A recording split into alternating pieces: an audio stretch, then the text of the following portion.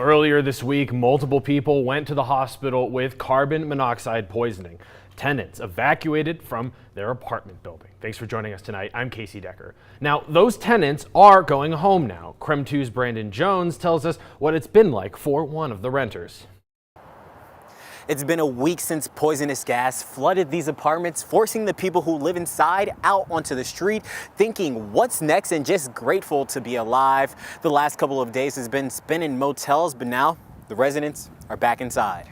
The fact that I have a 7-year-old and his Christmas is going to be shot. That's what Kevin King told us just 2 days ago before he knew whether his apartment would open back up. It was a week that started off with him in the hospital receiving treatment for carbon monoxide poisoning. Following his release, there wasn't even a real solution to where he was supposed to spend his night while the building was still roped off. I haven't even been Christmas shopping because I've been so worried about where I'm going to lay my head. I checked in with Kevin today. As you can imagine, the stress from this whole ordeal has not subsided just because the apartment is open. Most of his day has been spent running around and trying to salvage his family's Christmas, shopping in hopes of piecing together an enjoyable holiday for his son, who's only 7 years old. There's been tenants who say they plan on holding the apartment's management responsible by filing a lawsuit. No response yet on whether they will accommodate the residents. In Spokane, Brandon Jones, KREM 2 News.